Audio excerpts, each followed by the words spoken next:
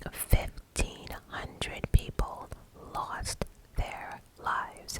Now, I did cover the Titan sub story, but just the articles coming in and everything I'm reading in social media and the news, everyone keeps comparing the Titan sub to the actual Titanic. And then I'm like, am I missing something? Like, I know they're both at the bottom of the ocean, that I get.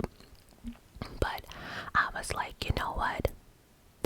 Let me dive into the world of the Titanic and who actually was responsible for all these deaths, which is why I'm putting this under the true crime tier.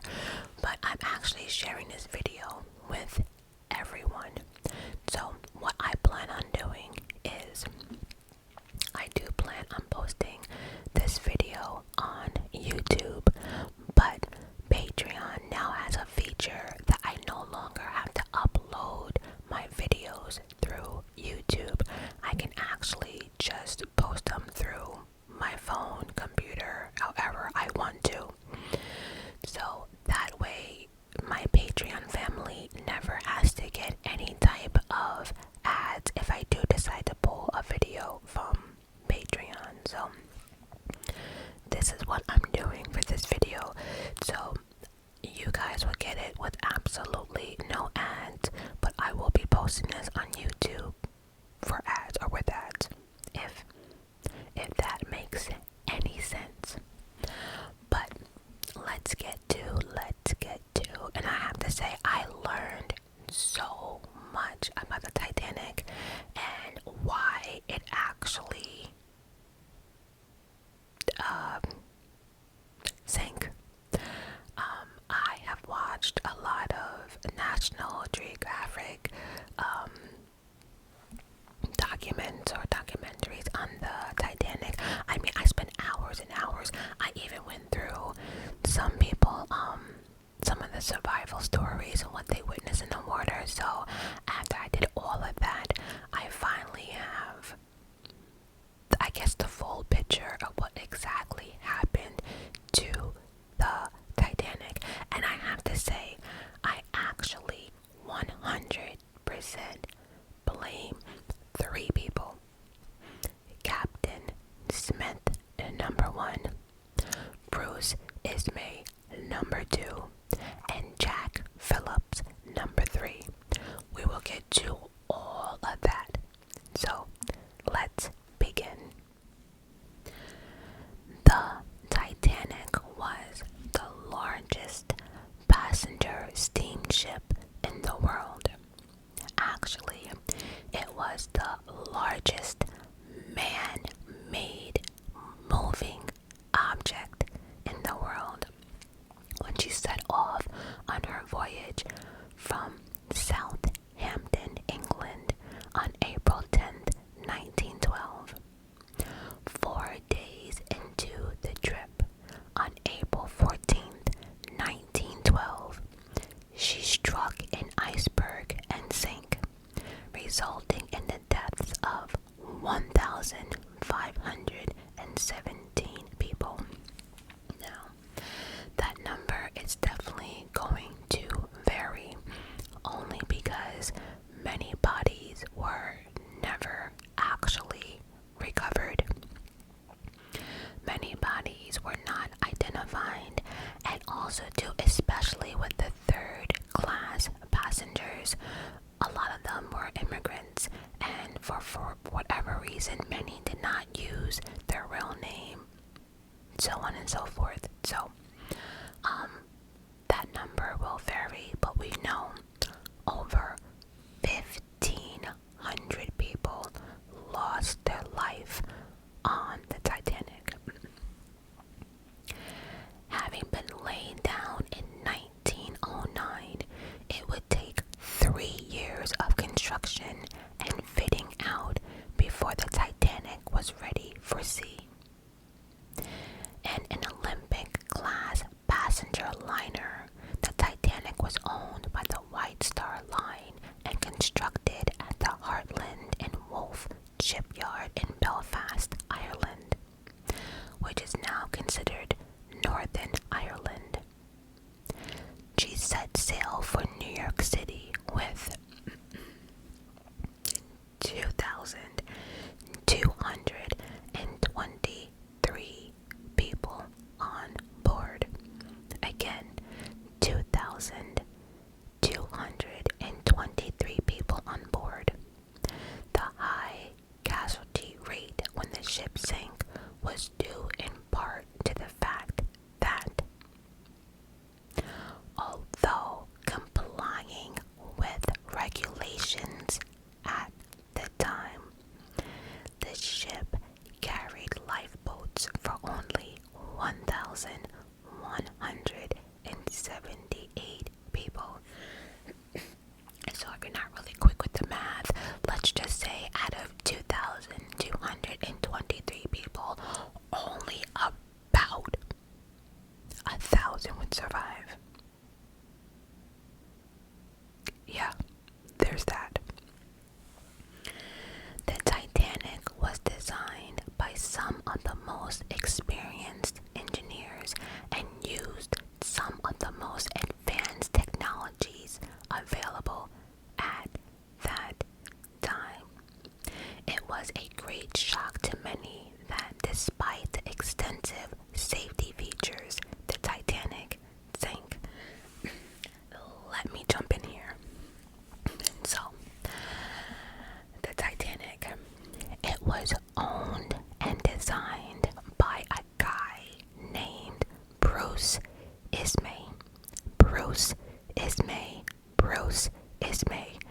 We will not forget his name after this video. I promise you, you won't forget. See, after the trial, after the Titanic sank, there was actually a trial because people wanted to know who was actually responsible for all these deaths. And it wasn't like 5, 10, 20, over 1,500 people lost their life. So there was a trial.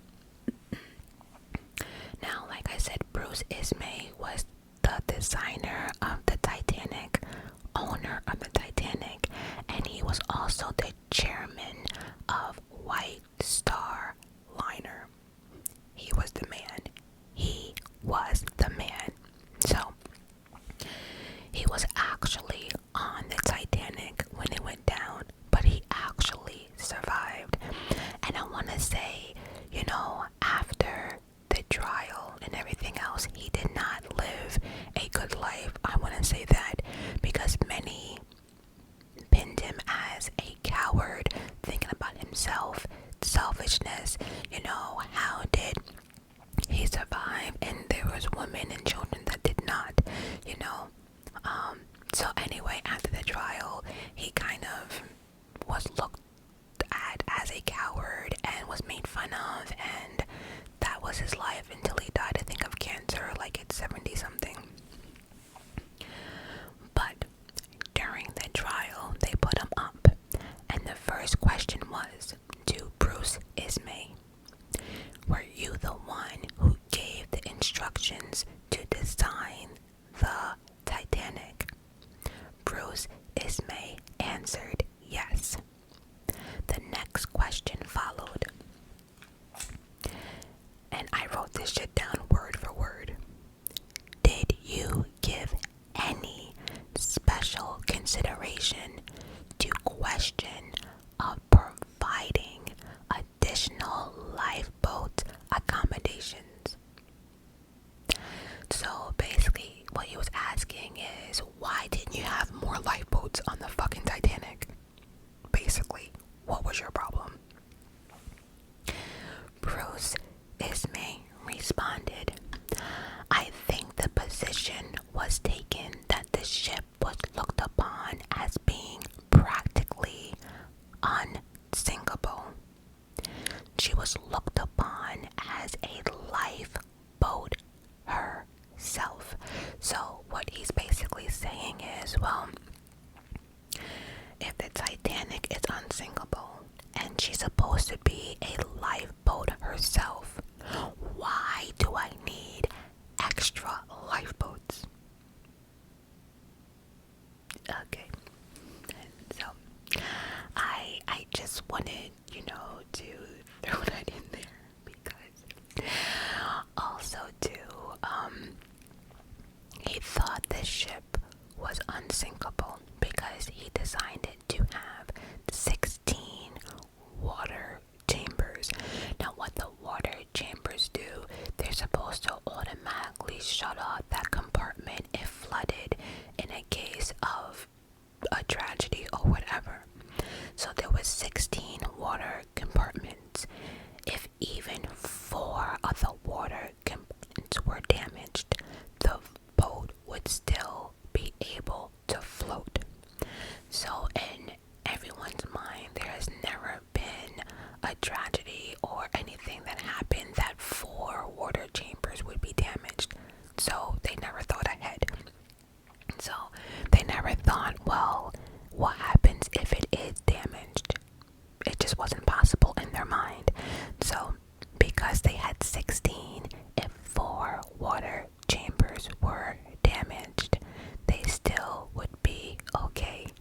But in this particular situation, there were 5 water chambers damaged. And like I said, when one component gets filled, it's supposed to shut down these doors to prevent the water from going anywhere else on the boat, or it's supposed to either delay it or prevent it from going in any other part of the boat.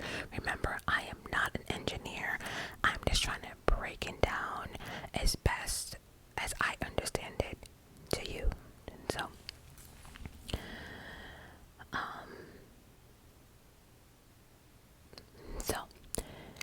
so now they start making or building the ship.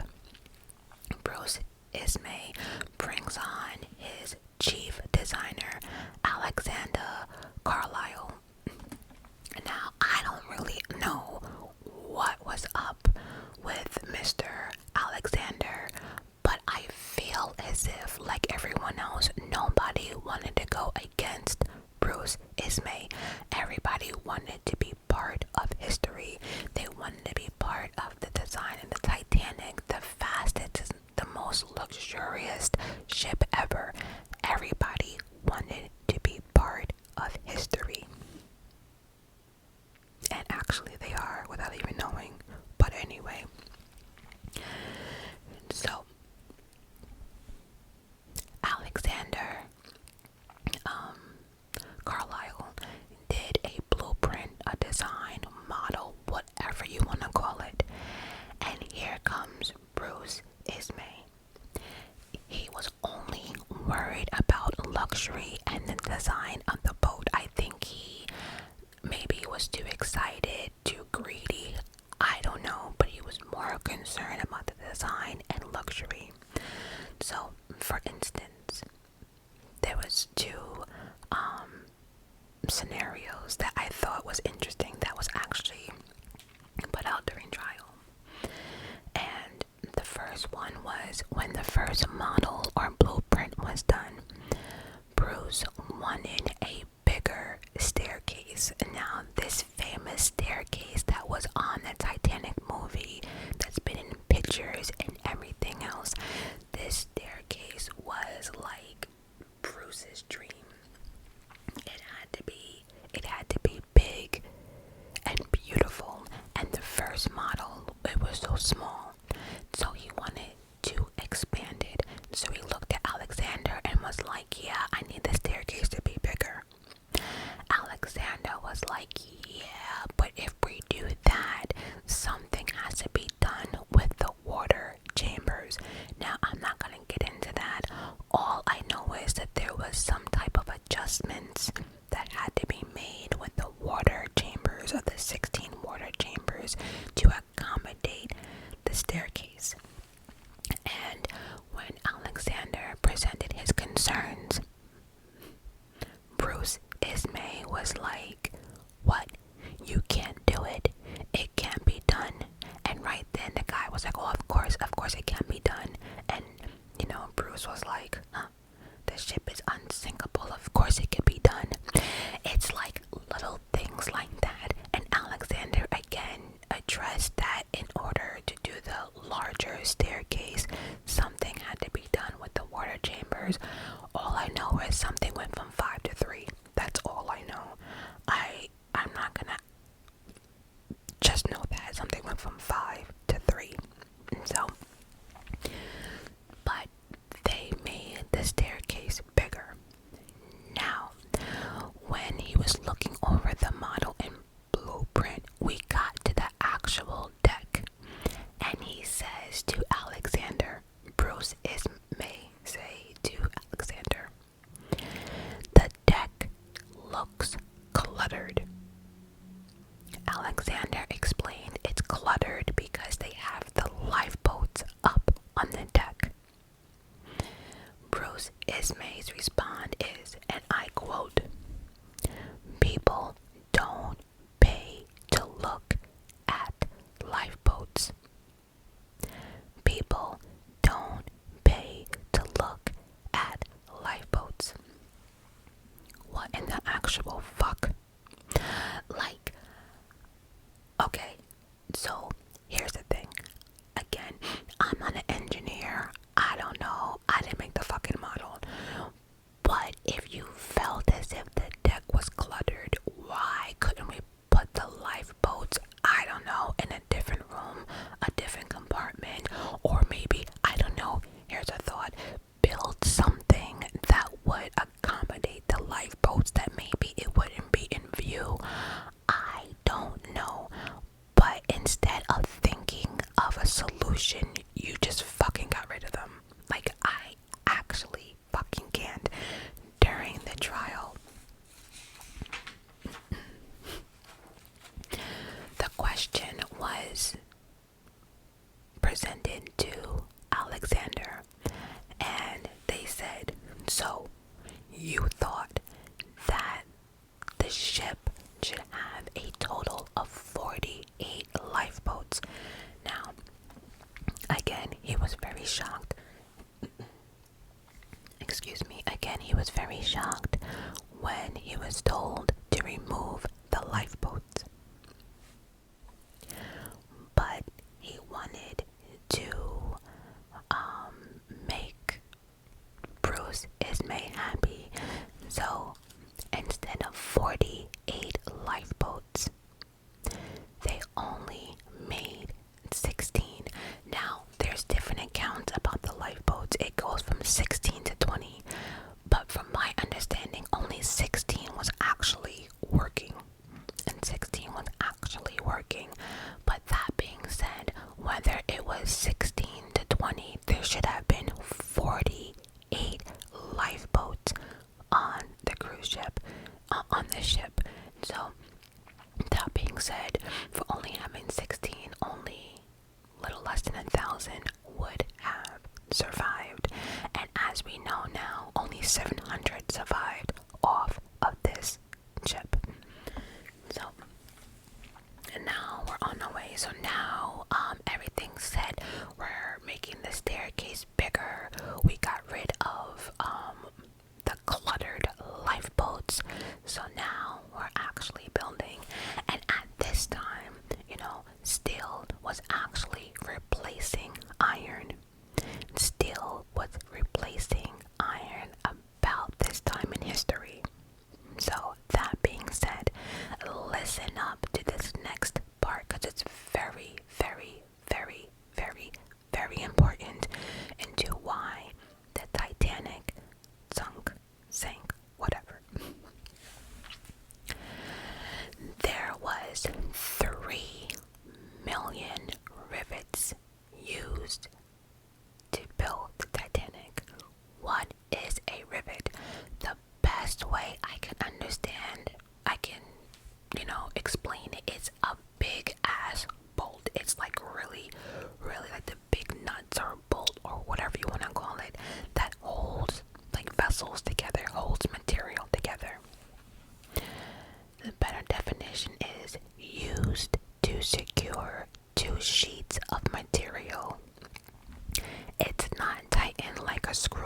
a screwdriver and tighten it.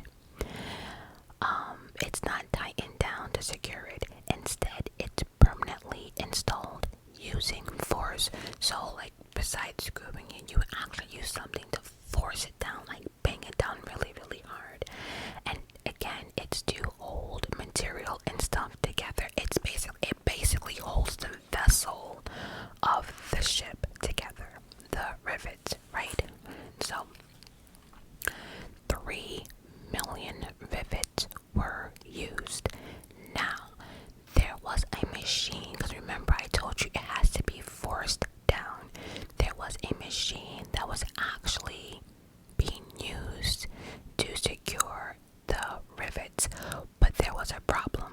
There were certain parts of the ship that were either curved or in a tight area that the machine actually couldn't get into, and so those spaces the men had to do it manually. They had to actually use a hammer or whatever machine or equipment they use and actually had to force it in. Okay, but that became a problem. Why?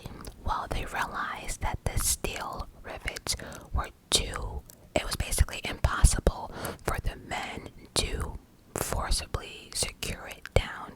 They couldn't do it. So if the men couldn't do it and the machine couldn't do it because of where it was located, then what? Well, instead of using the steel rivets in the areas that were hard to get to, they decided to use wrought iron rivets. Why did they use that? Well, it was a lot easier for them to manually force it down. So they found a solution. So basically, out of the 3 million rivets, not all of them were steel.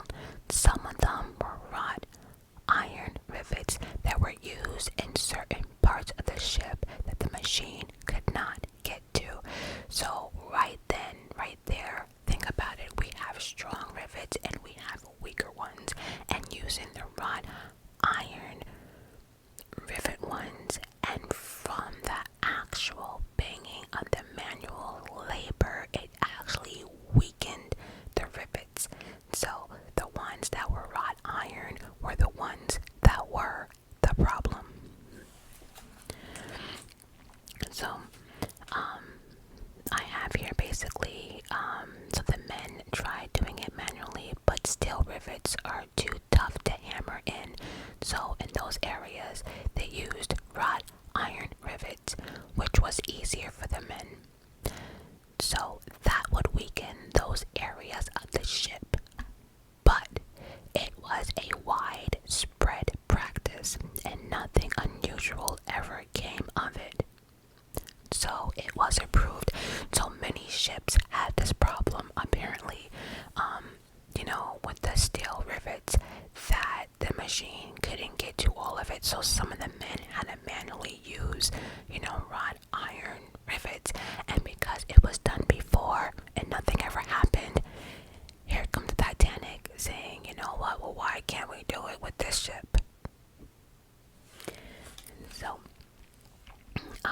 but actually many experts, engineers in today's time is saying that the rivets, the wrought iron rivets, are the ones that actually caused the Titanic to sink, which is just really, really sad.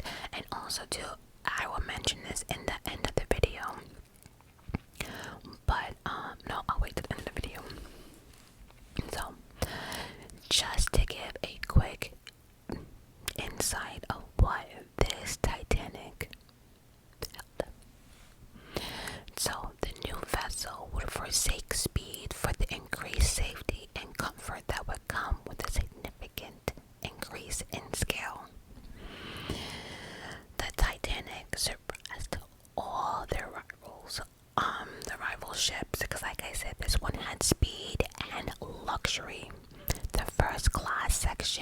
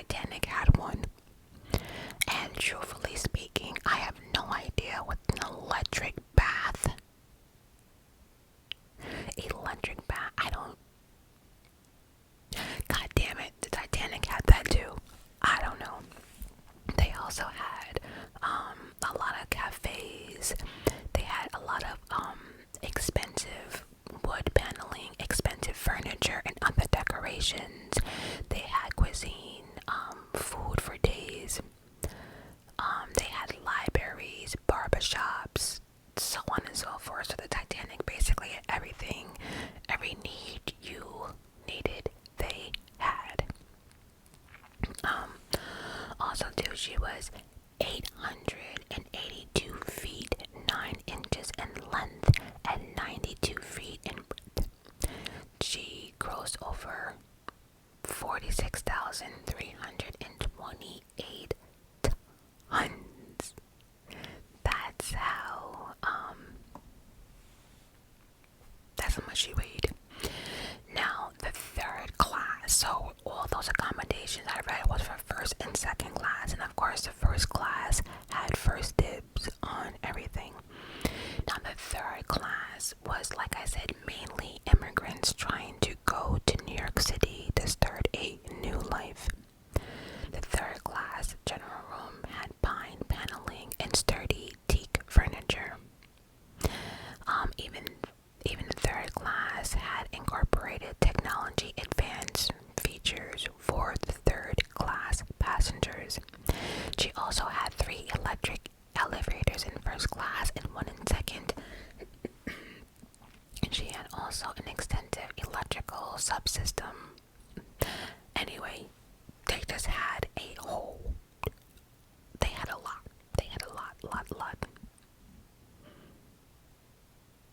They also had ship-wide wiring feeding electric lights and 2 radios, including a powerful 15-watt set by 2 operators working the shift. So basically, it was like a wireless telephone, I guess I would say, that passengers were able to get messages back and forth. So they actually had 2 operators on the ship. One by the name of Jack Phillips, which we will never forget his name as well. After this video, I will not allow anyone to forget his name, because if it comes down to it, if I had to see, I blame 3 people for this ship, but Jack Phillips is definitely one of them.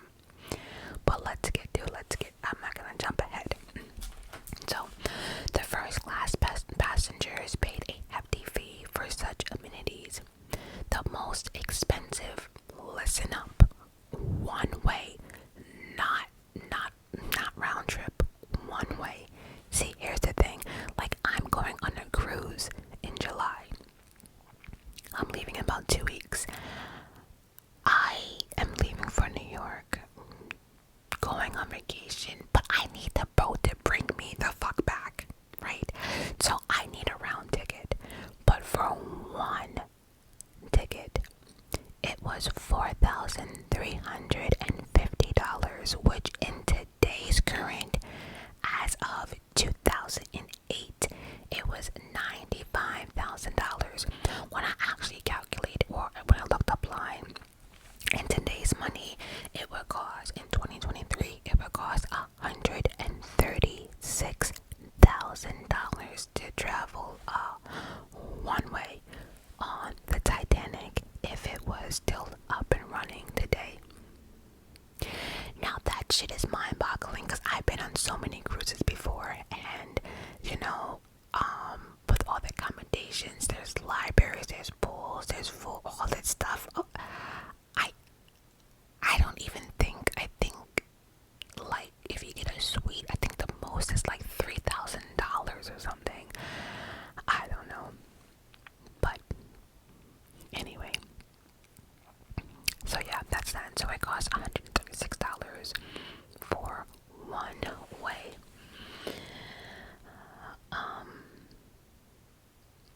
I also want to mention too, which is really important, that in mid-April, when the Titanic took off, it is said that in April is when the most icebergs appear in the shipping lanes in the North Atlantic. That's very important, because any ship that left the dock understood the North Atlantic, that there were icebergs. It was Iceberg City in mid-April.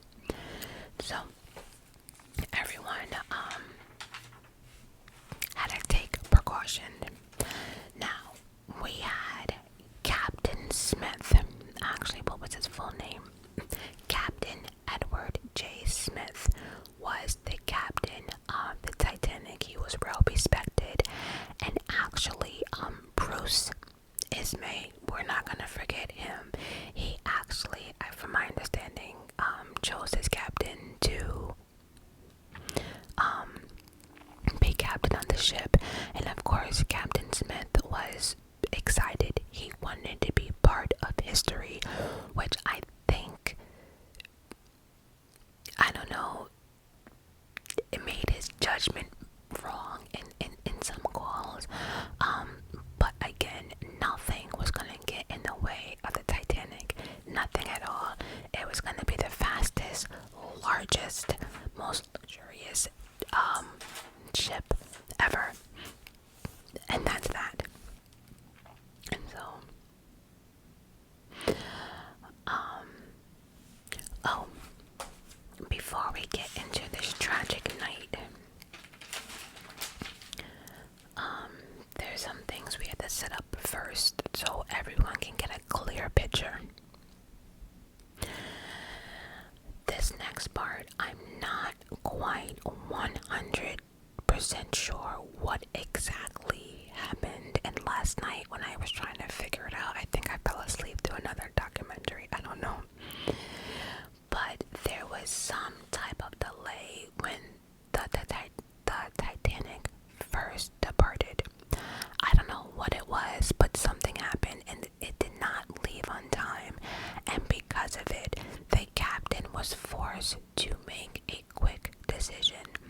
And that decision was to bring on his crew from the sister ship, the Olympic. Again, I don't know what happened, but whatever it was, the captain wanted the crew from the sister ship, the Olympic. So what did that mean for people on the Titanic? Well, that became a problem because now the new crew is coming in. So if you were on the Titanic and you were first officer, you were bumped down to second, and if you were second, you were bumped down to third. So everyone got bumped down or demoted or actually asked to leave the ship. Again, I don't know why at the last second this decision was made, but it was made. But in my opinion, this was the beginning of the end, and I'm going to explain why. For me, I feel as if that was a crucial move because if you had people already on the Titanic, already there, helping you set up, put everything together, you had a crew, they knew the ship, and at the last minute, you decide to bring in a crew from a different ship that knows nothing about the Titanic, was their first time actually stepping foot on board. That is mind-boggling to me. That's like saying you get this brand new house and you spend your first night in it, and after the first 10 minutes the light goes out. You have no idea where the breaker is. Is the breaker outside? Is it downstairs? Is it in the basement? And questions like, do I even have an attic? And where in the basement? It's like going blindly into a house, or you know what I mean? So you have this new crew coming in that knew absolutely nothing, and I think that began the problem. One thing I would like to point out is during all of the switcher-up-roos, when the captain is firing people or whatever, people getting demoted, people are actually asked to leave the ship, and one of them was Officer Keene. His name was Officer Keene. I think he was second officer in charge but got bumped to third or off the boat or whatever. I don't know if it was in rage or if he just wanted to get off the boat and get back to his family. Whatever it was, he returned back to his cabin and packed up quickly. By packing up quickly, he accidentally packed his locker key. Why would that matter? Well, for one, in that locker key, in that locker, was the actual binoculars that were supposed to be used for the lookout. Now, the lookout people only had one job, and their job was to look the fuck out. Meaning, they were supposed to be looking out for other ships, other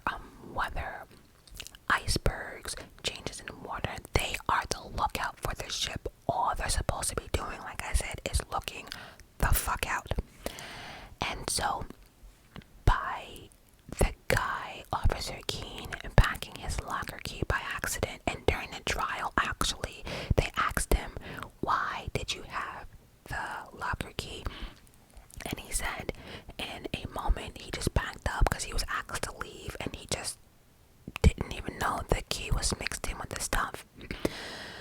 Because of it, the Titanic had no binoculars, and some of the lookout people, I think all of them, I'm not sure, but some of the lookout people actually made it, and they acknowledged that if they had those binoculars, they would have been able to see an iceberg from at least 2 miles away. But there was a lot of things in play with this whole Titanic, so that's just one of them. So already the change of crew was, in my opinion, a no-no, to the factor that they didn't have the binoculars was also working against them.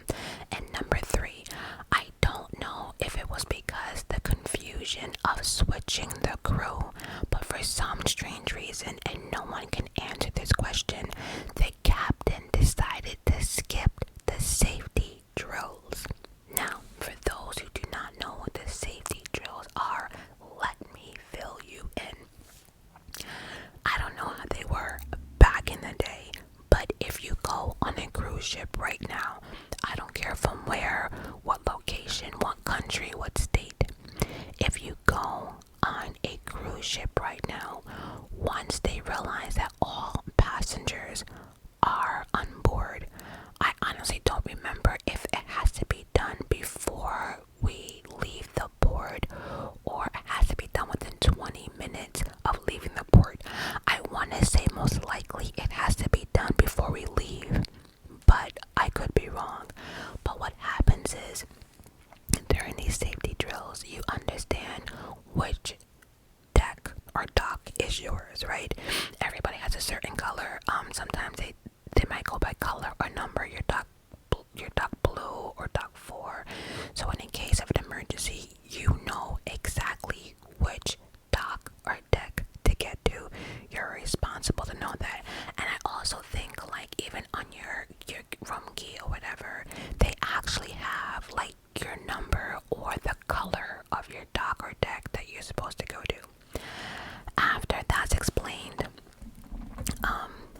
then you are shown how to put on a life jacket, and then they also explain about the lifeboats and everything else. They just explain to you how things are going to work one by one, everything else. So in the beginning of the cruise, it's very, very, very, very, very important to understand these safety drills.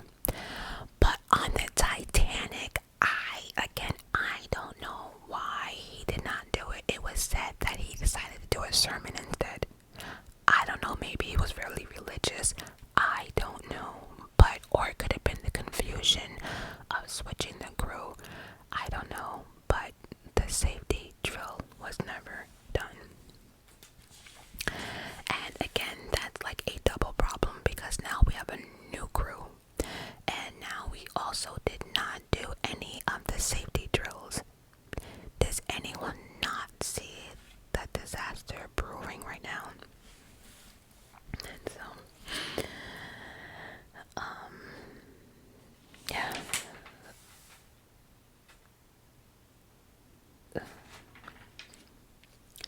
I think now, we can actually jump into the night on the Titanic, but there's a few things I would like to point out here before we get into the actual tragedy. Back in this time, if you were a captain or on a ship, you actually had a duty. What was that duty?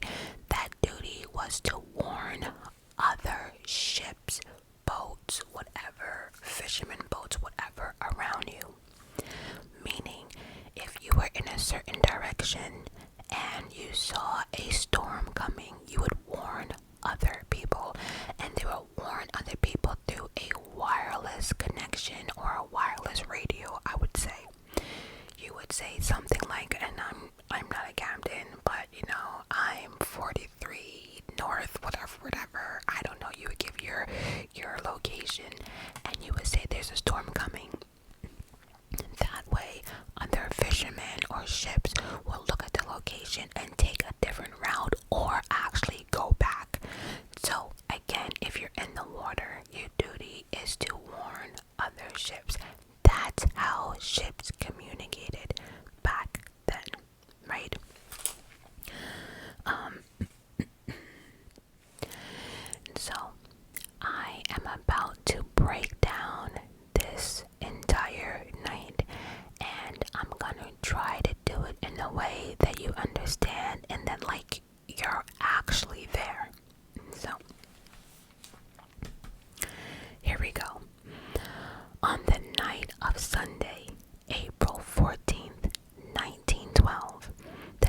temperature had dropped to near freezing, and the ocean was calm.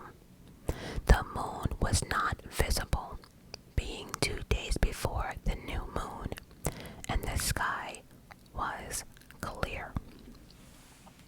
Now, think about this. You're on a cruise ship, right? Think about looking out and seeing absolutely nothing. I've had both scenarios when I was on the cruise ship and I looked out and the moon was actually shining, and the moon does light up the water and everything else, but you still don't see shit.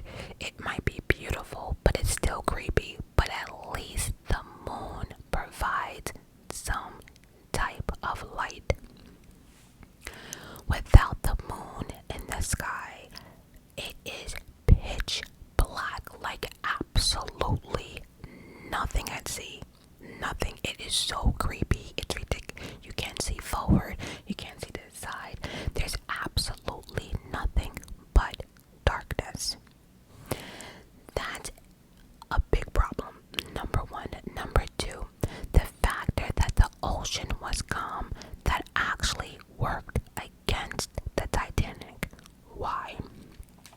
Because at least if there is waves or something in the ocean, they would be able to look at the waves brushing up against icebergs and ice and growlers in the water.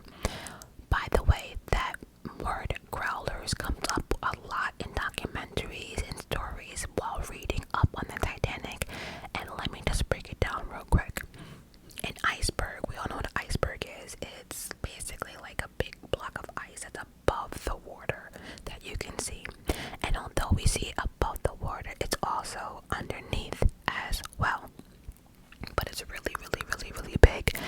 Actually, the iceberg that hit the Titanic was 4 times bigger than the actual fucking Titanic.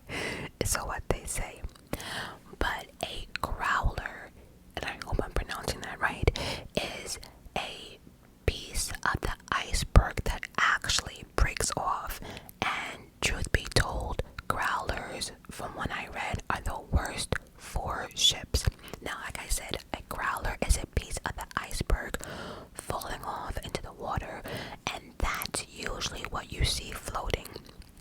They can be as big as a car or a size of a piano. But once it's broken off the iceberg and into the water, it's called a growler. And so those are actually the worst and the sharpest from what I have read. So I just wanted to paint a picture. And so again, it's cold. The ocean was calm. Just calm. Like everything was just quiet, eerily quiet. And a lot of passengers from that night remembers how eerie and quiet it was. Again, it was dark. The water was calm. It's like you knew something was coming, but didn't, but did, but felt it, if that made sense. Now, all day long, the Titanic was getting messages from other boats in regards to ice growlers and icebergs, okay? Messages all day. Not all messages got to the captain. Now, we're gonna break those down, but this is where I say I can't blame the captain for much, because many of the warnings and signals never reached the captain. But that being said, you remember like 5 minutes ago when I mentioned that cruising during mid-April is like iceberg city. The factor that this man had the Titanic on full speed the whole time, this man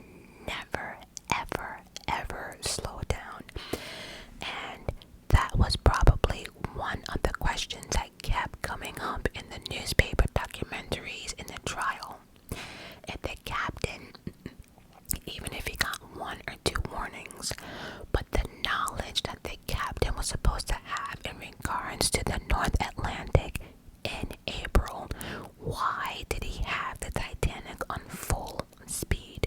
At least if it was on slower speed, you had more time to, I guess, do what you had to do in a case of emergency. But in a case of going full speed, why? Nobody can answer that. But remember when I told you Bruce Ismay was on this cruise ship? I keep saying a cruise ship because I'm thinking of mine on this ship. Well, I guess you can consider it a cruise ship since it had swimming pool, food, right? Anyway, during the trial, it was asked to Bruce Ismay, why do you think the captain did not slow down? And, there was a lot of excuses, like, he wanted to get through the iceberg, the icy water faster. He was afraid of fog, but everyone was like, but if there were so many warnings, and you knew that the water had ice and icebergs, why would you still ignore that and go full speed? And I think the answer was, like we all know, the captain wanted to get the world's, let me,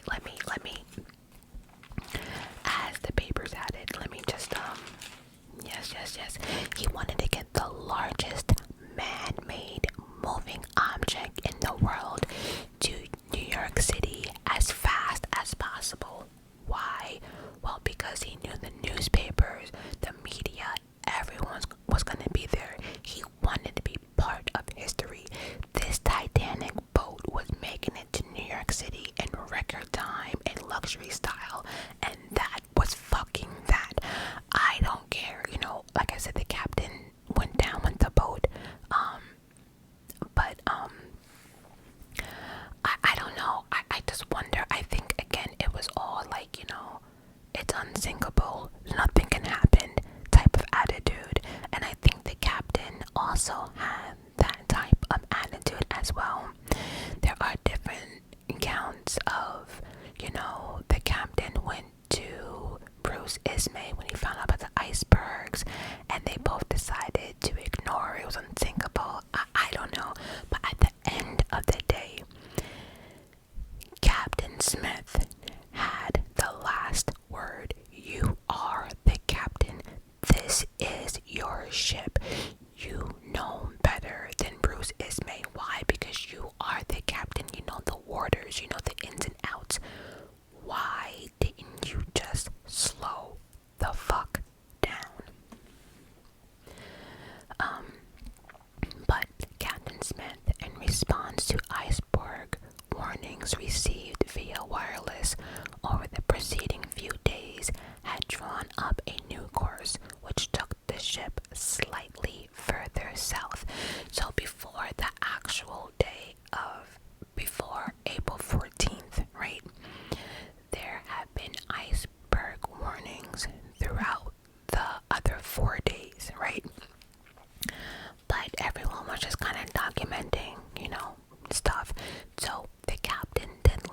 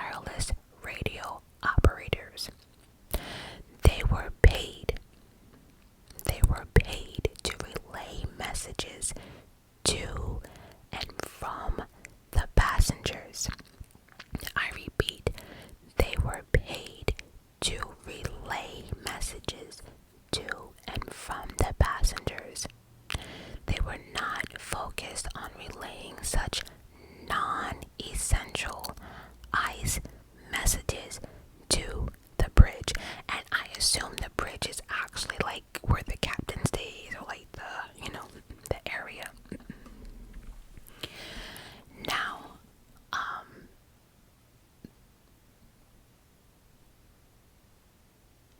let's see, how do I break this next part down? I'm trying to think. Okay, so like I said, throughout the day there was a lot of warnings, right?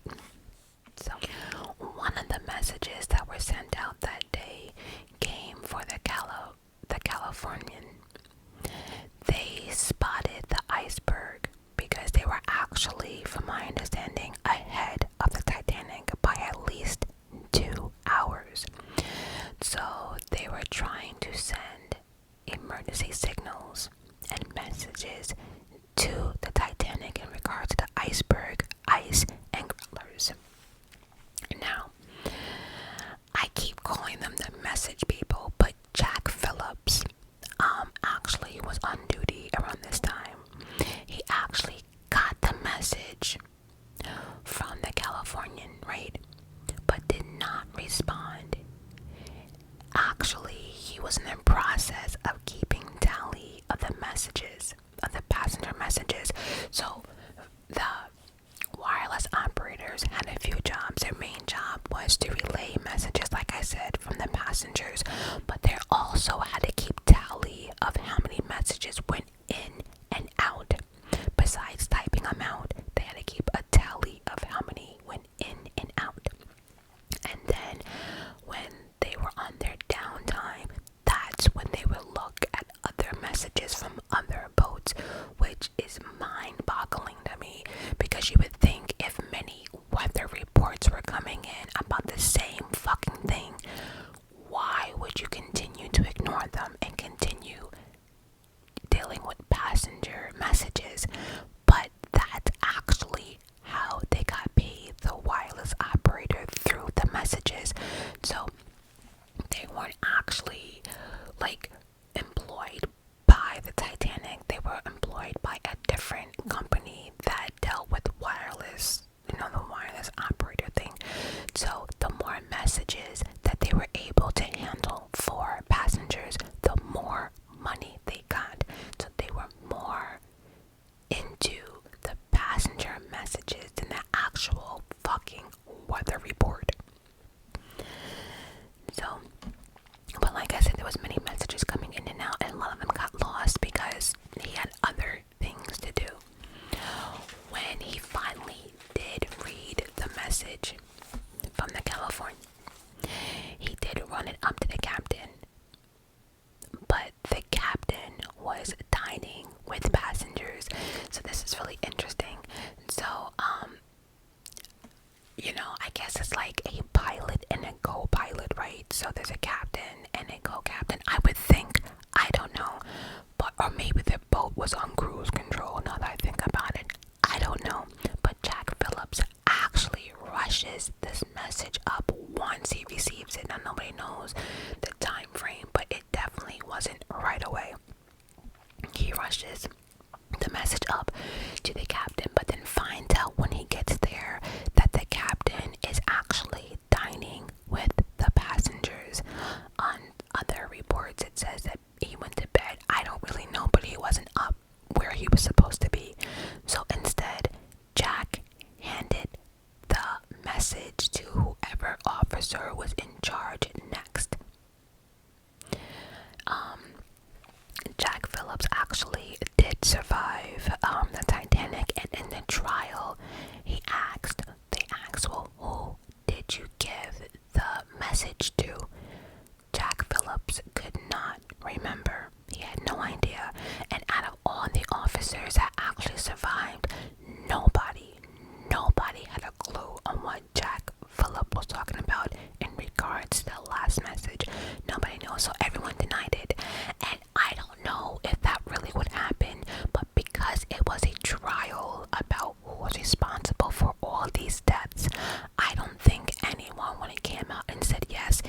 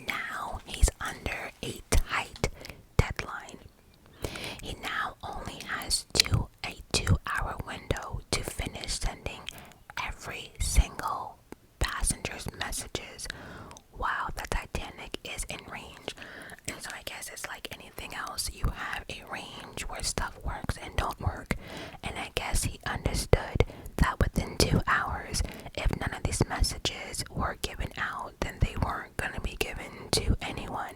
And again, I have to reiterate, that's how he got paid. Two operators got paid by delivering these messages. So that's what was on their mind. I can't even talk anymore. Now, Jack Phillips, he is interrupted by the fifth and most crucial iceberg or ice warning of the day. Remember, throughout their voyage, the first, second, and third days, everyone was trying to tell the Titanic about the icebergs. The captain did make, again, a few changes to their path, but nothing really serious. A lot of the messages, again, did not make it to the captain, but the fifth and most critical iceberg warning on the day came from the ship Masaba. They actually gave precise coordinates, directions, everything. I mean, they gave precise location of the actual iceberg. But the message did not come with the appropriate warning. So I guess when messages come in and they are actually really, really important, it's supposed to be, I don't know if it's supposed to be sent a different way. Whatever it is, if it was an emergency, it was not sent the proper way. So Jack Phillips he didn't look at it. He thought it was a non-critical issue. He thought the passengers' messages was more important. So he took it as non-urgent. He took it as everything else. So he continued doing what he was doing.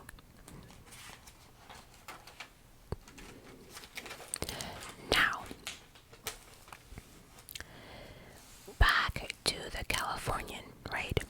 Now, they send another message. So, the fifth message from the Masaba was probably the most important. Why? Because it gave precise location of the huge iceberg. If the captain got that message, he probably would have changed course again with the Titanic. But that message, and now the Californian now sent a message stating that they have stopped for the night. I have to remind you, or maybe you don't know, but the Californian was the closest ship to the Titanic at the time. Rule of thumb, if anyone goes down in the ocean, the closest ship has to come back and come get you. And I know that for a fact. Why? Well, I've been on 2 cruise ships that they were delayed because someone jumped off or they lost someone at sea from another boat, and my ship was the closest, so I actually had to turn around and help with the search. So again, rule of thumb is if a ship, cruise, or whatever is down, whoever is closest, whether it's a Coast Guard, a fishing boat, whatever, you are responsible of turning around and helping whoever is closest. Now, I don't know how they can tell if you turned around or not. I don't know, but I'm pretty sure with today's technology, they can know. But I have to explain that because this next part is crazy. The Californian now sent a message stating they have stopped for the night because of ice. But this time they did not wait for Phillips to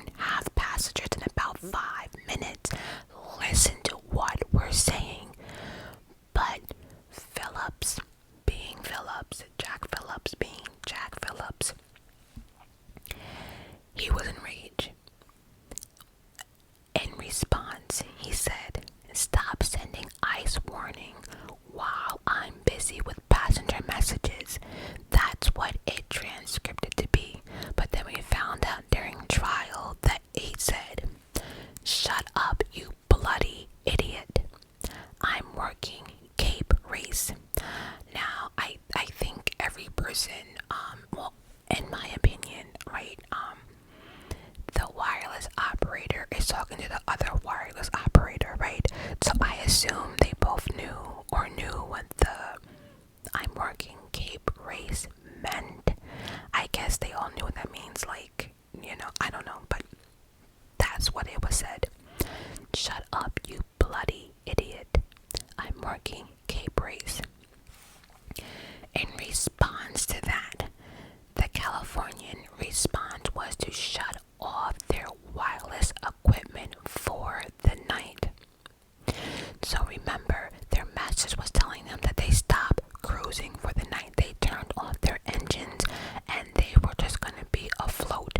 They weren't going to mess with the iceberg. They weren't going to go full speed, half speed.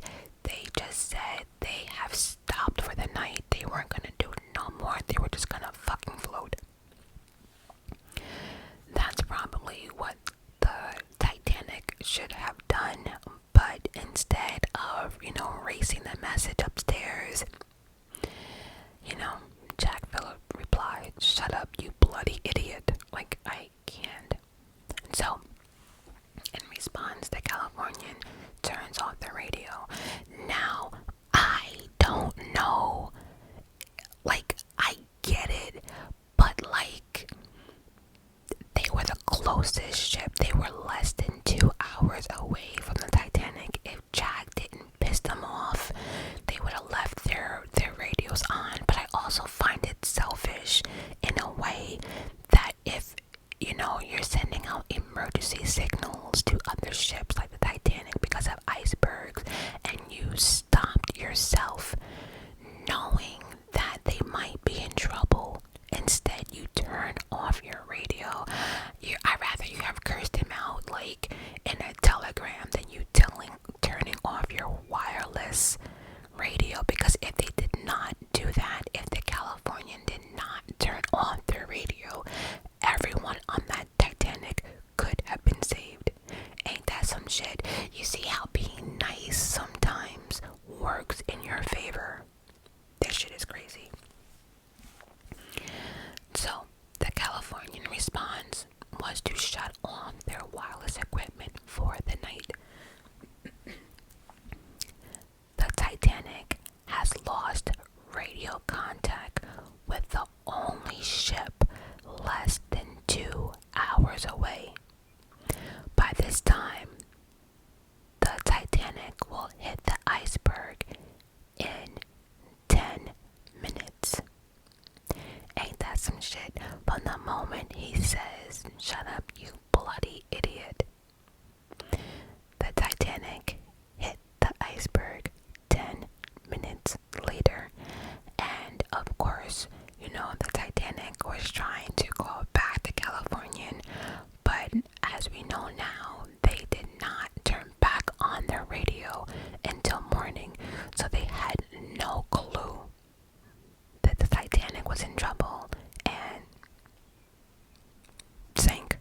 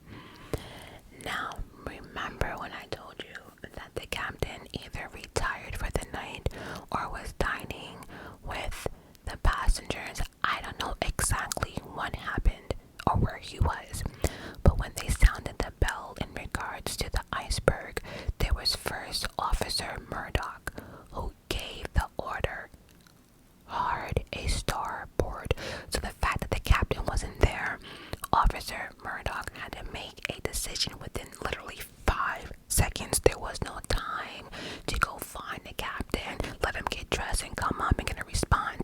He had seconds to make a decision, and he gave the order: hard a starboard. Hard a starboard. Using the traditional tiller ordered for an abrupt turn to port. Basically, he was saying, turn the fucking ship, turn the fucking ship, turn the fucking ship. That's how I see it. He probably was like, turn the fucking ship left, turn it left, fucking hurry up. Like, I think there was complete chaos, right? He also ordered the full reversal or stop on the engines. Now, there are different accounts about this depending where you were on the ship. Actually, I guess it counts for what you really knew. But if you were downstairs or in one of the water chambers or whatever, where they did the coal or whatever, you saw the stop engine light come on, right? So you knew that. But then, people upstairs was like, no, it was full reversal. So I guess really depending on what you heard or where you were in the ship would determine what actually happened after that.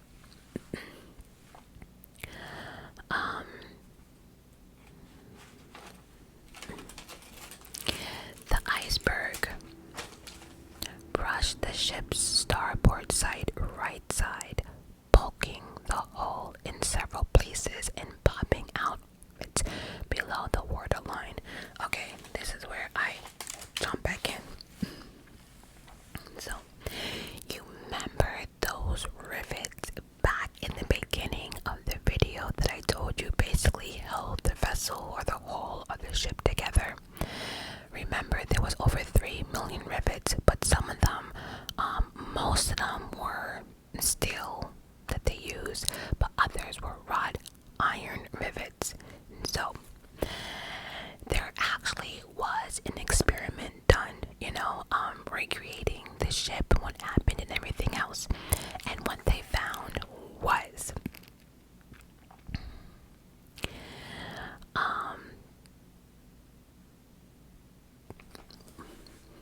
what they found with the rivets would have been okay if there was no jolting, crumbling, collision, nothing. The problem is, once the collision hit and it jolted or moved, it basically just crumbled. It basically just popped out. The wrought iron rivets were not meant for any type of impact whatsoever. So if the Titanic never hit anything, another ship or nothing like that, it would have held together. But the factor that the wrought iron ones were not capable of any type of collision. And remember, I told you that with the wrought iron rivets, they had to manually bang them. So when they manually banged them down, hammered down, it actually made the rivet even weaker than when it was originally was. And they called that something like slang or something like that. There was so much slang in the wrought iron rivets that once the collision of the iceberg hit the bottom portion of the Titanic did not hit the iceberg directly. What ended up happening was they were able to turn right at the right moment, but what they didn't realize is the iceberg underneath, there was more fucking ice. And so when they turned the boat underneath, the iceberg underneath got the bottom of the boat when it turns. So it got on the bottom side of the boat. Once the iceberg hit or tore through the vessel, the rivets started failing right away within seconds. The collision made the iron rivets fail. They started snapping all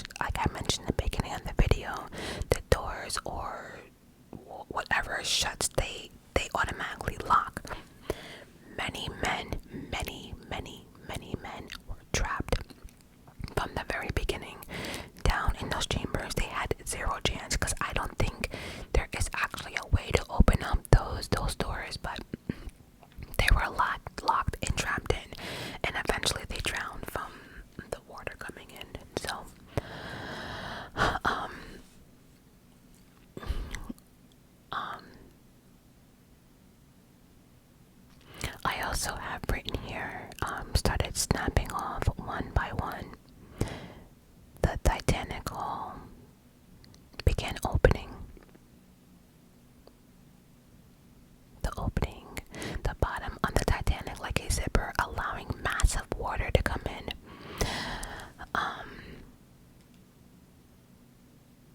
I also have written here, also from the men hammering it down by hand, it weakened the rivet and caused something called slag.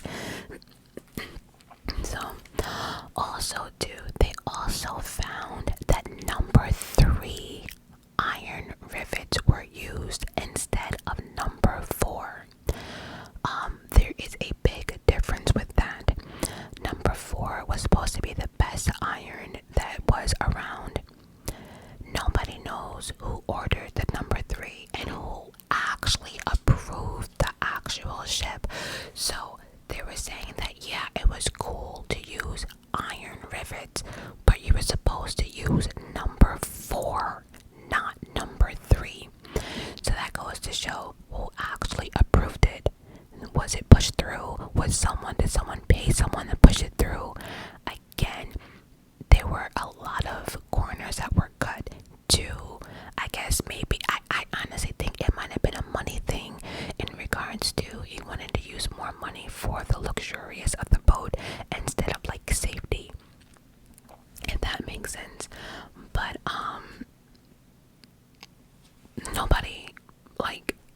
nobody has a clue how it got approved. Nobody has a clue who even ordered it, but we all know who ordered it though. Bruce Ismay, it was his ship, it was his design, he owned the Titanic, like, you know. I also have written down here that 4 chambers were closed, trapping men to prevent water from carrying the rest of the boat. I also have noted here that they said if the Titanic actually hit the iceberg head on, they would have survived. It was the decision to turn the boat quickly to the left. It's what actually like doomed them as well. But again, nobody can blame Officer Murdoch. No one knew where the captain was, and he literally had 3 to 5 seconds to like make a decision.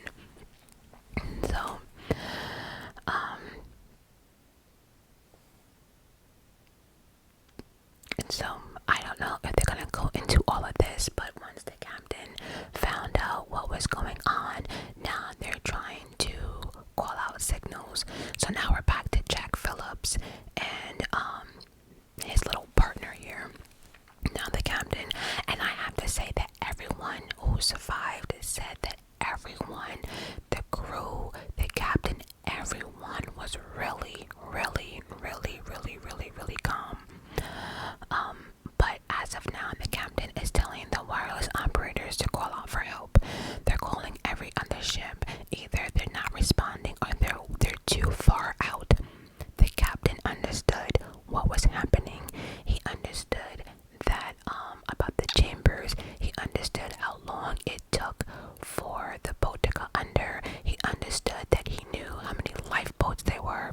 He understood that he knew that only about 1,000 were going to survive. He knew everything was coming to reality at this prompt moment. But they had 2 options. Actually, they only had one. There were 2 ships closest to the Titanic. One was called the Carpathia. Problem is, they were 4 hours away, but they turned around ASAP. Like, they wasted no time. They turned their boat around and went full speed. I mean, non-stop. And that right there is like, you know, you have to give it to them, because going in full speed and knowing that like there's ice and icebergs, to me was just like, you know, kudos to them. But what really sucks is the Californian was only less than 2 hours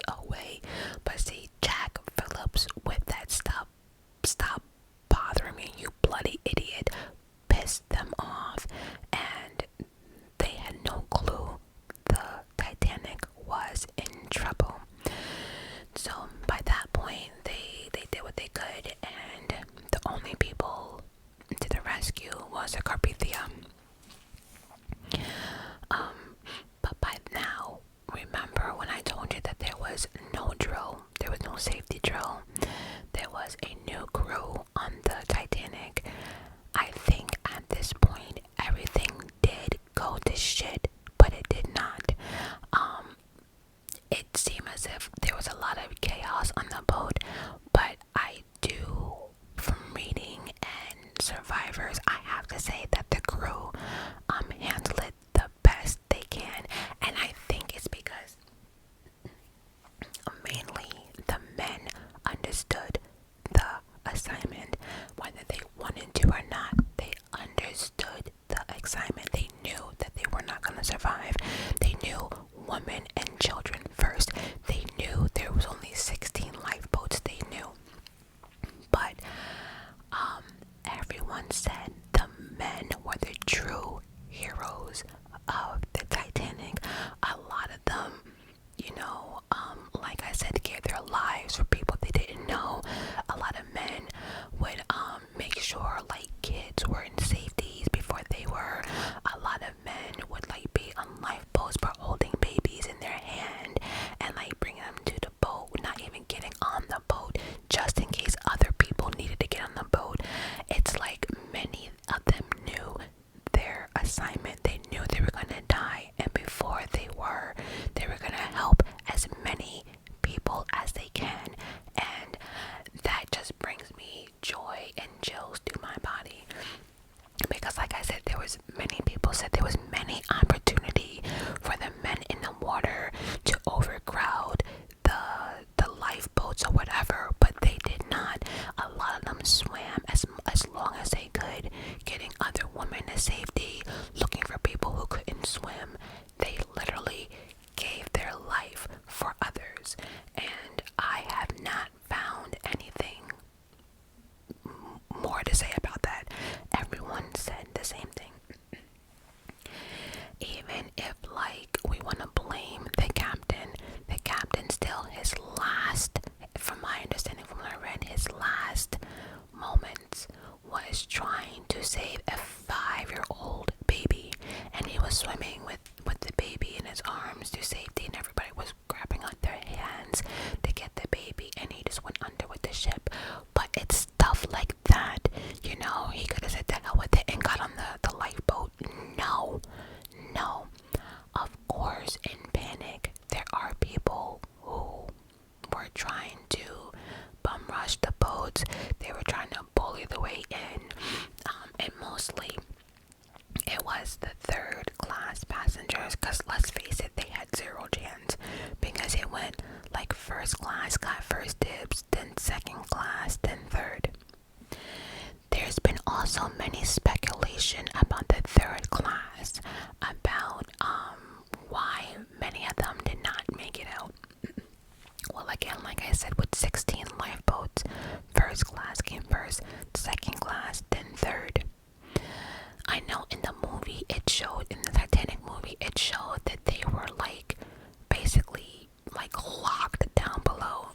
And in a sense, that's true, but not true. They weren't prisoners or anything like that, but they did have a lot of their exits closed off, and they did that only because it was to prevent third class from coming up to the first class, or it prevented the third class from using the like the library or stuff they didn't actually pay for. So it wasn't like they were imprisoned. A lot of the doors were locked to prevent them from going up stairwells to get to the more accommodation stuff. But from accounts, very few of the third class made it. But I have to say though, a lot of the ones who did make it said that the officers did try. There were many people who ran back down to the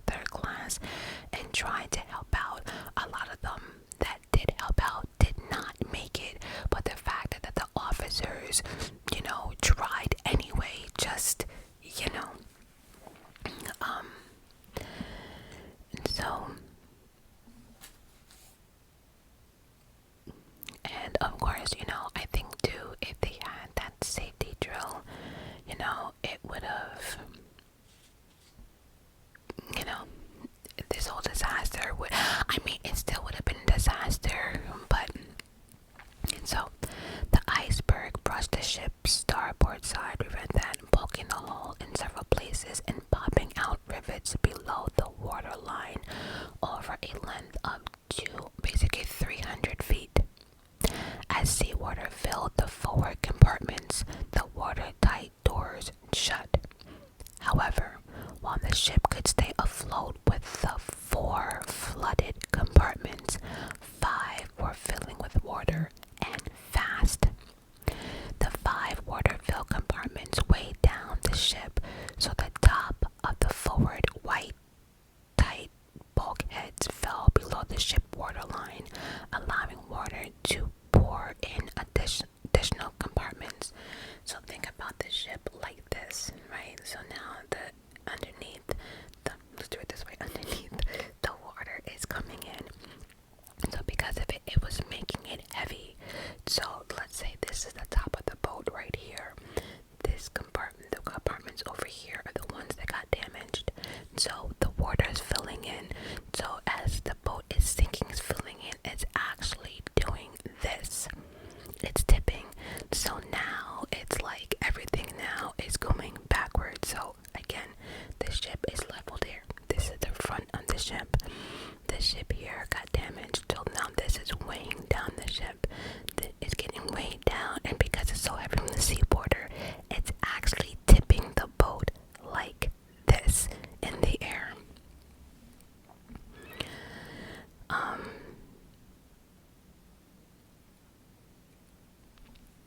Captain Smith, alerted by the jolt of the impact, arrived on the bridge and ordered a full stop. It's funny because a lot of people, the ones that survived, they all have different accounts of when the iceberg hit. Many didn't even feel it because, again, they actually didn't actually hit the iceberg, but the iceberg underneath actually punctured little holes or ripped apart. How they have it, it actually punctured little holes in the bottom of the boat, which made the rivets pop out, which made it open up like it was one big gash, if that makes sense.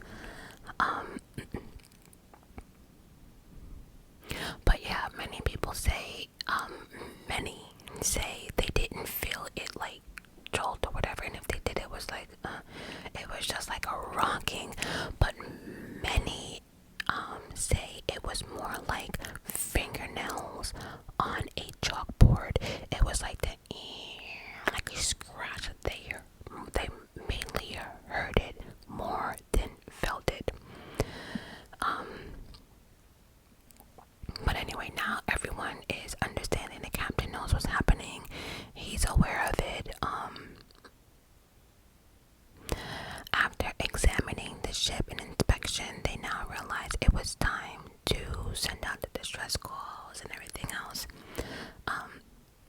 That's when, like I said, they found out that the Carpathia was actually 4 hours away. Again, if the Californian just answered their wireless, put on the radio, they were less than 2 hours away. And it took the Titanic 2 hours and 20 minutes to actually sink. Like I said, they were doing distress calls. Jack Phillips and Harold Bride, the wireless operators, were sending international distress signals. Several ships did respond, including Mount Temple, Frankfurt, and the Titanic's sister ship, the Olympic. Remember, the Olympic was the crew that Captain Smith replaced in the beginning. But none of them were close enough to make it in time. The closest ship to respond was the Carpathia, which was 58 miles out, but in full speed with what they were working with, it would have taken them 4 hours to rescue the passengers. And like I said, it took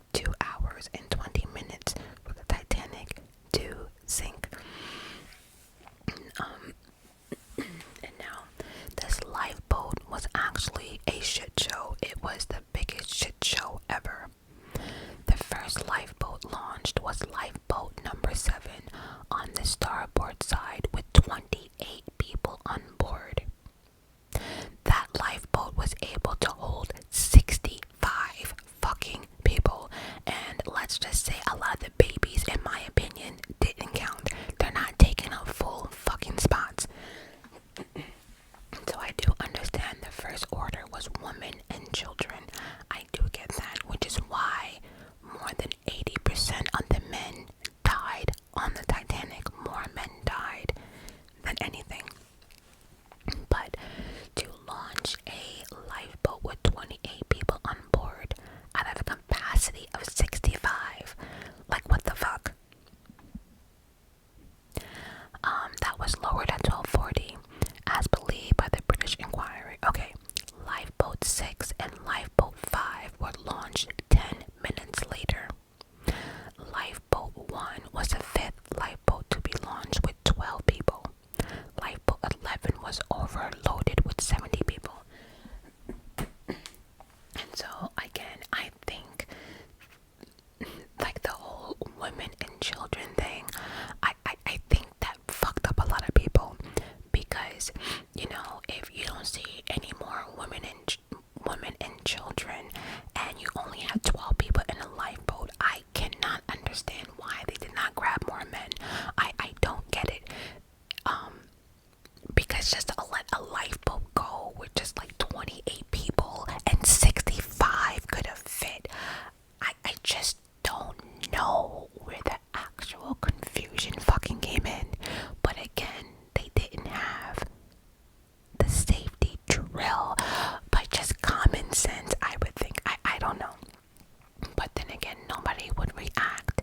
Nobody knows how you will react when you're faced with something like this. But I still feel as if 28 people versus 65, it's like, And then you had a lifeboat that only held like 12 people. Like, what the fuck?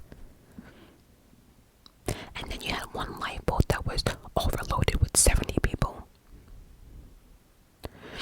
Then you had Collapsible D was the last lifeboat to be launched. So there were different type of lifeboats. The Titanic carried 20 lifeboats with a total capacity for only 1,178 people. While not enough to hold all of the passengers and crew, the Titanic carried more boats than was required by the British Board of Trade Regulations. So like I said, the boat actually passed regulation and inspections. So whatever the amount of lifeboats the Titanic was supposed to have, they actually had more. But it just blows my mind that they originally had 48 and knocked that shit down to 16 and 20, because out of the 20, only 16 worked.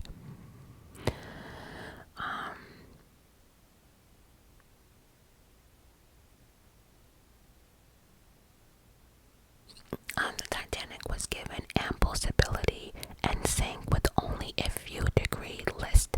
The design being such that there was very little risk of unequal flooding and possible capsized. Furthermore, the electric power plant was operated by the ship's engineer until the end. Yeah, that also must have been creepy, because think about it. If you're on one of those lifeboats, right, the only light you really actually have is coming from the Titanic. Remember, it was a cold, black night, no moon whatsoever. So once the electricity went out on the actual Titanic, a lot of people, like, panic started to sink in. They were in complete darkness, couldn't see much at all.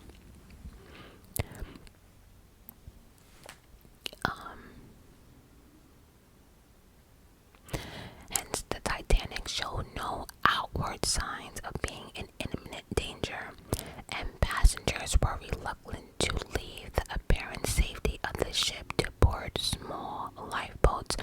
So, although a lot of people felt the jolt or whatever of the iceberg right away, people didn't notice any type of immediate danger. You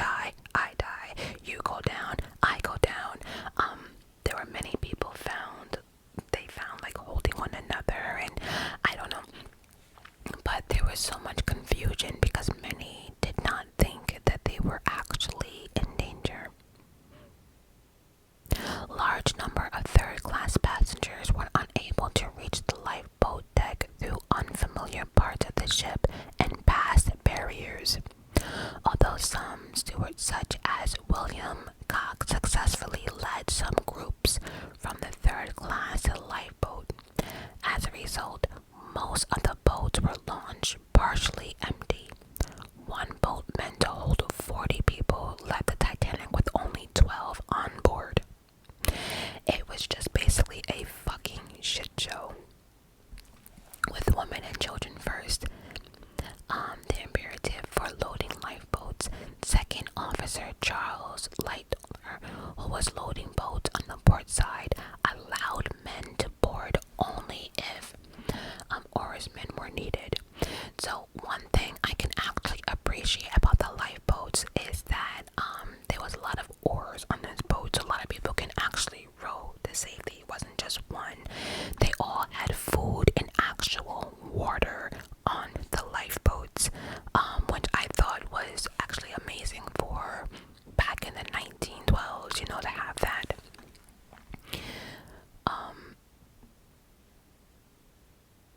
Then the first officer, Murdoch, who actually made the decision to turn the boat, he was loading boats on the starboard side himself, let men on board if women were absent.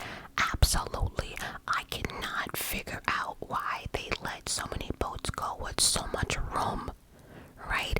And I would think they would want at least one or two men on board with the women and children, because at the end of the day, you need someone to row the boat, and then you need someone to take care of the children. So I get the whole women and children thing, but I just don't get why they did not allow more men on the boat.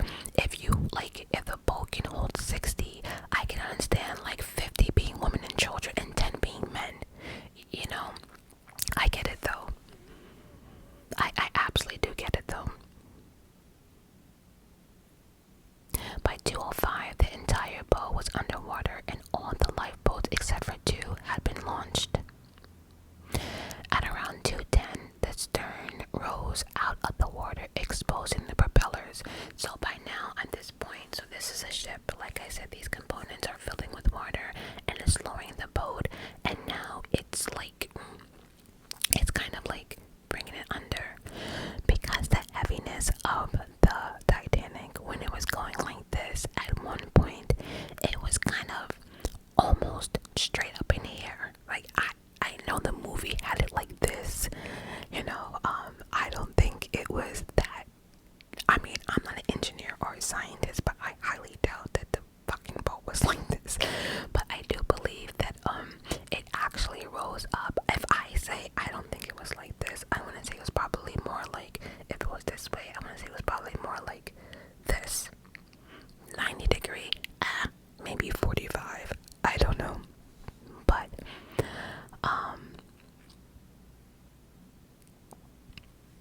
and so again, at around 2:10, the stern rose out of the water, exposing the propellers. So now it's half in the air, the propellers are showing and everything. So now the back of the ship is basically submerged in water, and the tip of the ship is kind of 45 angle, if that's even right. Okay, so at 2:10, that's what happened. By 2:17, the waterline had reached the boat deck. The last 2 lifeboats floated off the deck. Collapsible B upside down and collapsible A have filled with water. So 2 of them didn't even work after the collision.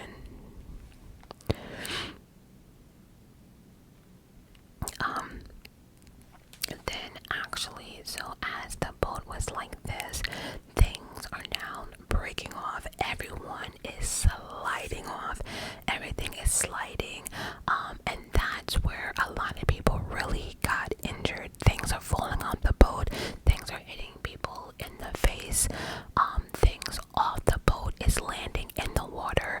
So people that were close to the Titanic, things are falling off, like the steamers and this and that, all types of shit are knocking people out in the water. It's trapping them underneath the water. So besides being on the action boat and sinking, you actually had to be worried about stuff falling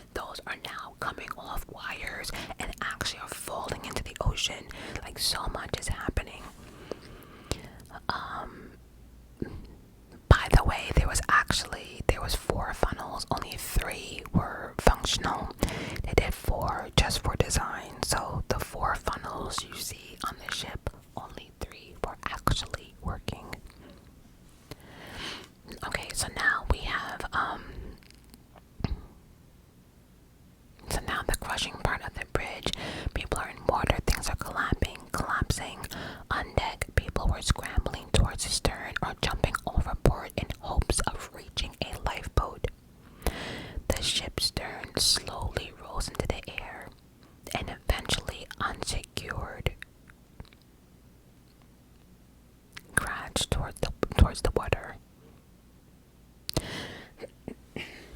So, with the Titanic halfway in the air, I mean, again, people have it like this, but I think it was like this. But so the weight of it, when it came in, it kind of broke apart. So it kind of broke apart, and when it broke, that's when the electrical and everything broke apart, and that's when everything went out. The electrical system finally failed, and the lights went out. Shortly afterwards, the stress of the hull caused the Titanic to break apart between the last two funnels, and the boat went completely under. The stern righted itself slightly, then rose vertically. After a few minutes at 2:20 a.m., this too sank into the ocean. So, again, here we are. This gets water, it sinks. Now it's too heavy. Now the boat's like this. Then it eventually snaps into two. It comes back down in the water, but then it eventually goes down with the rest of the boat. If that makes any sense, there are actually 3D nations of how the Titanic actually went down. I think it's really, really interesting because it just makes sense once you see it, you know.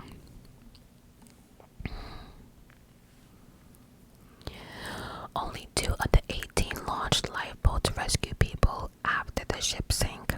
Lifeboat 4 was close by and picked up 5 people, 2 of whom later died.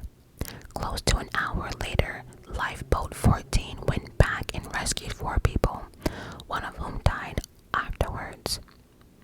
Other people managed to climb onto the lifeboat that floated off the deck. There were some arguments in some of the other lifeboats about going back, but many survivors were afraid of being swamped by people trying to climb into lifeboats or being pulled down by the suction from the sinking of the Titanic, though it turned out that there had been very little suction. And so, what they're saying is that after the boat completely went down, a lot of people from the lifeboats actually went back to help. And, some boats did not want to go back, thinking that there were so many people in the water and that, like, hundreds would come and swarm the boat, making them be in the water. So some were afraid, which I totally understand. Like, nobody would know how they would act in a situation like that, and you had no idea when you were going to be rescued. As the ship fell into depths, the 2 separate sections behaved very differently. Remember I told you it actually, like I said, when it was this way, it snapped. The Titanic snapped into 2. It didn't completely break off, but it snapped, So as it fell, the 2 sections behaved very differently. The streamlined bow planed off approximately 2,000 feet below the surface and slowed somewhat, landing relatively gentle. The stern plunged violently to the ocean floor, the hull being torn apart along the way from massive implosions. See, here's the thing. I never knew the Titanic imploded. Did anyone know that shit? I didn't know that shit. I only heard the word imploded from the Titan sub. I never put 2 and 2 together. I didn't even. But it fucking makes sense from what we learned from that little tiny Titan sub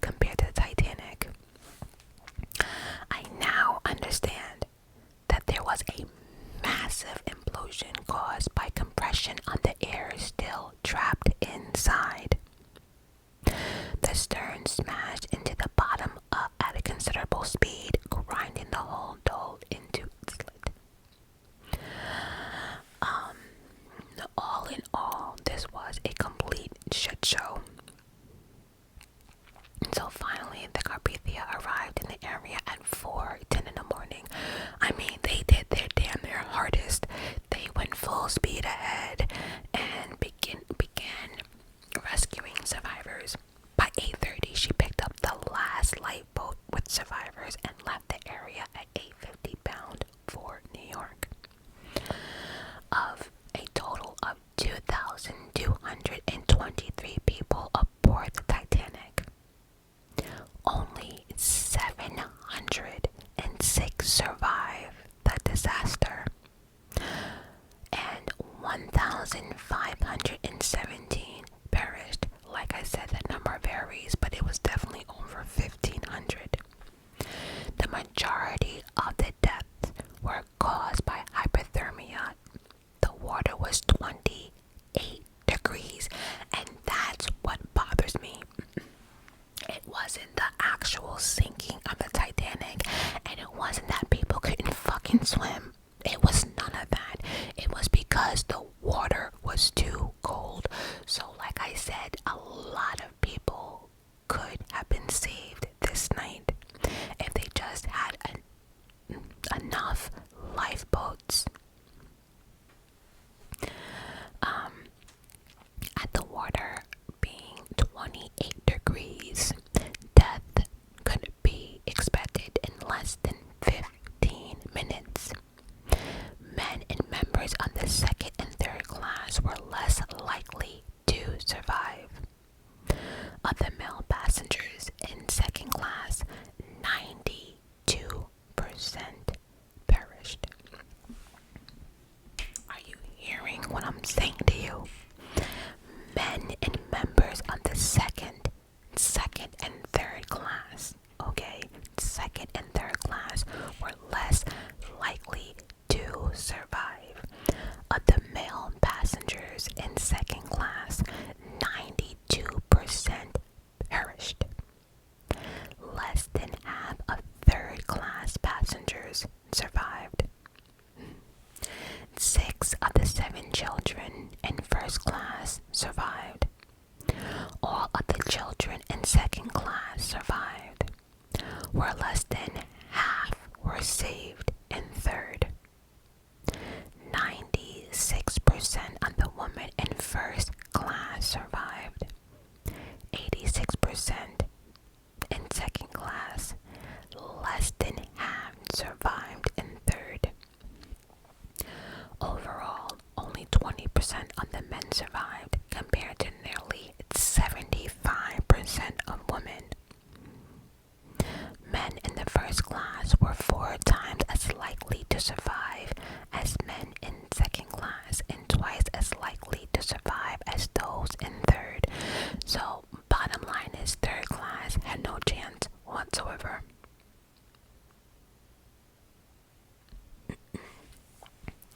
Four of the 8 officers survived.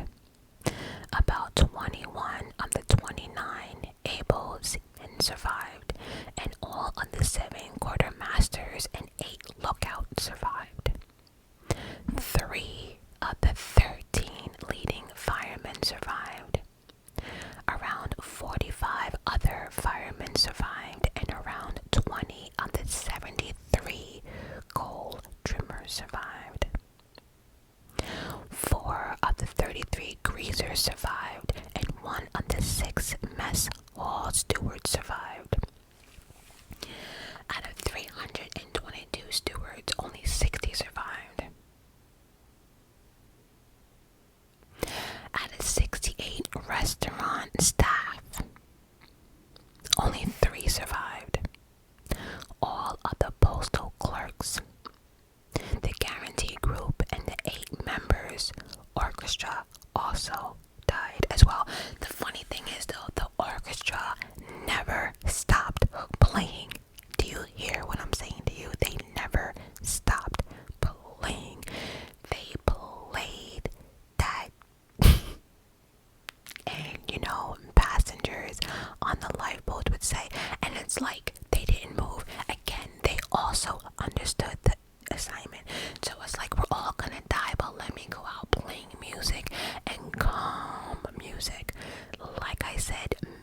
said that a lot of them did not know they were in danger until it was too late. Everyone acted accordingly, and